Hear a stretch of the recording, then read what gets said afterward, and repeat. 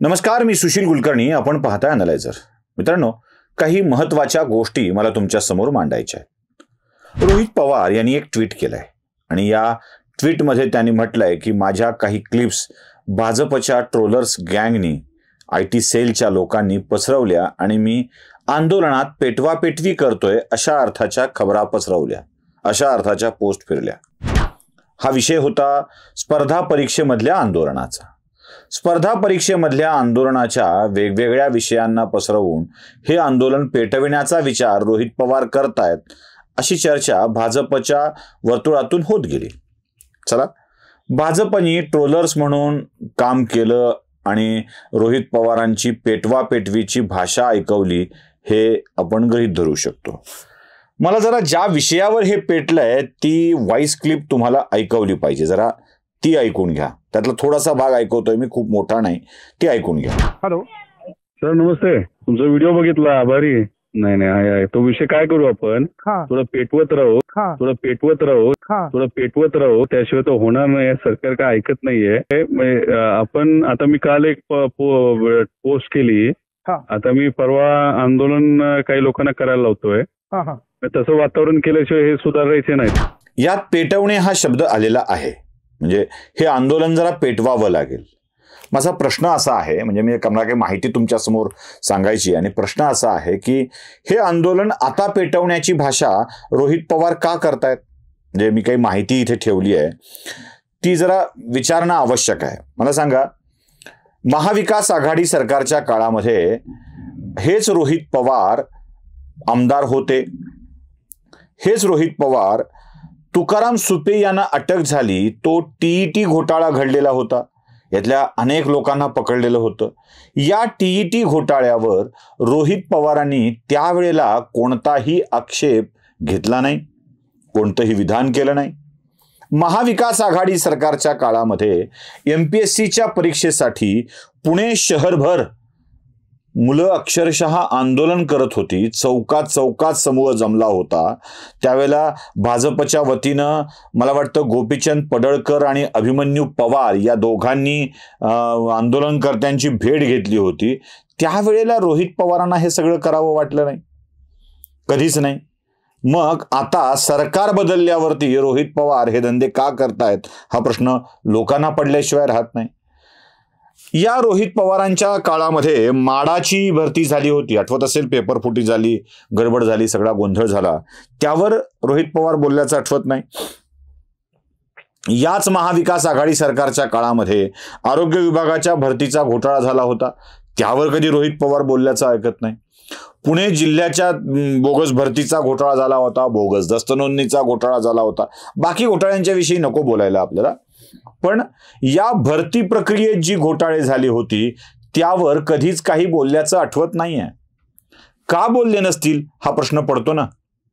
नेमकं सरकार बदललं की या सगळ्या घोटाळ्यांची जाणीव यांना व्हायला होते, हेच मुळात आश्चर्यकारक आहे. कारण आता पेटवायचं आहे. त्यावेळेला विझवायचं होतं, आता पेटवायचं आहे. हे पेटवणं मोठ्या खुबीनं चाललेलं आहे, अत्यंत कौशल्याने चाललेलं आहे. कधी खोटी माहिती देत, कधी काही करत, कधी काही करत. बघा, मला तुम्हाला काही हे सांगायचे, गमती सांगायचे, कसं चालतं बघा. आळंदीमध्ये माऊलींची पालखी निघण्याआधी गोंधळ झाला, आठवतोय, गोंधळ झाला. आणि या गोंधळाच्या आधी सुप्रिया सुळे आळंदीत जाऊन आल्या होत्या, आधीच 1 दिवस 2 दिवस आधी. आणि मग अचानक वारकऱ्याच्या प्रशिक्षण संस्थेतील काही मुलांनी आत जाण्याचा आग्रह केला आणि गोंधळाला सुरुवात झाली. त्याच वेळी वारीमध्ये एक बाबा फिरत होते आणि ते अल्ला देवे अल्ला खिलावे असल्या काही गोष्टी सांगून कसं असतं सांगत होते. दुसरे एक अजून महाराज होते, जे त्यांची कीर्तनं चालू होती, जी व्हायरल झाली त्या काळामध्ये खूप. आणि त्या कीर्तनाच्या पाठीमागे हा सगळा नक्षलवादी मंडळींना समर्थन करणारा वर्ग होता. आणि कीर्तन कसं केलं पाहिजे, काय असतं कीर्तन हे सांगणारे कीर्तन ते सांगत होते. हेतू वेगळा होता, घडलं नाही, लवकर आमच्यासारख्यांनी उघड केलं, हा भाग वेगळा. पण तिथे सुप्रिया सुळे गेल्या होत्या, हे विसरून चालणार नाही. नाशिकच्या एका प्रकरणातही असंच झालंय. ताई गेल्या होत्या. शरद पवारांनी नरेंद्र मोदींवरच्या हल्ल्याचं भाकीत पिंपरी चिंचवडमध्ये आधीच व्यक्त केलं होतं. अंतरवलीमध्ये जरांगे उपोषणाला बसण्याच्या आधी संदेश साहेबांचा घेऊन हेच रोहित पवार तिथे गेलेले होते. मग पेटवा पेटवीला सुरुवात झाली नंतर की असा विचार मनात येणं स्वाभाविक आहे की तो तर येतोच. इमोशनल मुद्द्यावरती भावनिक करून अशी आंदोलनं करायला लावायची आणि सरकारच्या विरोधात रान पेटवायचं, म्हणजे पेटवणं रान पेटवणं सुद्धा असतं, ते पेटवणं कदाचित घडवायचं असावं. बरं ते सोडा, खोटारडेपणा किती असतो ते पण मला तुम्हाला दाखवायचं आहे. मी दाखवतोय सुप्रिया सुळेंचं एक ट्विट. सुप्रिया सुळेंनी ट्विट करून भरती या सगळ्या गोष्टी, त्यातल्या शिष्यवृत्ती, सारथी या सगळ्यांच्या विषयी भाष्य केलं होतं. हे ट्विट पुन्हा शोधण्याचा प्रयत्न केल्यावर सापडलंच नाही. कारण हे ट्विट निखालस खोटं होतं, खोट्या माहितीवर आधारित होतं. म्हणजे त्याच्याविषयीची संपूर्ण माहिती जेव्हा देण्यात आली तेव्हा सुप्रियाताई खोटं बोलतायत हे कळत होतं. जर खरं होतं ट्विट तर डिलीट का केलं? हे ट्विट तुम्ही बघताय स्क्रीनवर, आता पुन्हा दाखवतोय ते बघा. आणि हे ट्विट सुप्रियाताईंच्या फेसबुक ट्विटर अकाउंटवर त्यावेळेचं कुठे दिसतंय का? तारीखही बघून घ्या. त्यावेळेचं कुठं दिसतंय का ते जरा मला सांगा. डिलीट का झालं? आणखी एक डिलीट झालेला विषय आहे. राज्याचे विरोधी पक्षनेते विजय वडेट्टीवार यांचं हे ट्विट आहे. त्या ट्विटमध्ये त्यांनी एक व्हिडिओ दाखवलाय. आधी ट्विट दाखवतोय, आधी पोस्ट दाखवतो आणि मग व्हिडिओ दाखवतो. बघितला ही पोस्ट, ही वडेट्टीवार यांनी केलेली पोस्ट कसं आनंदाचा शिधा दुःखाचा हे दाखवत होते आणि त्यासाठी त्यांनी एक व्हिडिओ केला.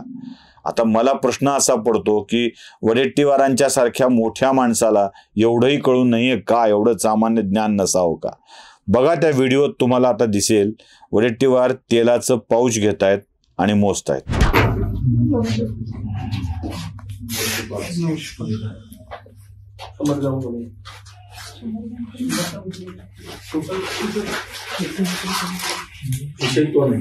मी काय म्हणतो 1 लिटरचं पॅकेट पाहिजे, 900 ग्राम. ठीक आहे,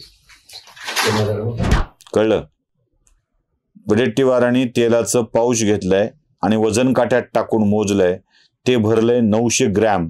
वडेट्टीवार म्हणतात 1 किलो दिलं पाहिजे होतं, 900 ग्रॅम कसं दिलं? आता त्या आनंदाच्या शिद्यामध्ये तेलाचं पाऊच 1 लिटरचं असतं, 1 किलोचं नसतं. 1 लिटर तेलाचं पाऊच 900 ग्रॅम किंवा वर काहीतरी भरतं. वडेट्टीवारांनी ठोकून दिलं की हे सगळा घोळ चाललाय. पोस्टही करून टाकली. बरं ना, आता हा व्हिडिओ त्यांच्या फेसबुकवर ट्विटरवर दिसतोय? नाही, पोस्ट दिसतेय. खरंच होतं तर डिलीट केलं कशासाठी? आणि जर खोटं होतं तर ट्विट किंवा फेसबुकवरची पोस्ट केली कशासाठी? प्रश्न आहे ना. म्हणजे सरकारच्या विरोधामध्ये लोकांना पेटविण्यासाठी सगळाच गोलमाल कार्यक्रम करायचा आणि बोलत राहायचं, असे सगळे हे उद्योग. आता या उद्योगाला काय म्हणावं? एवढीच पेटवायची हौस असेल, पेटवा पेटवी करायची असेल तर किमान विचारांची ज्योत पेटवा, महाराष्ट्राला पेटवण्याचं काम करू नका. याआधी पवार साहेबांना आम्ही हात जोडून विनंती केली होती, साहेब महाराष्ट्रातली जनता गुन्ह्या गोविंदाने नांदती आहे. पवार साहेबांना आता विनंती काय करावी? आता फडणवीसांना, अजित पवारांनाच विनंती करावी लागेल.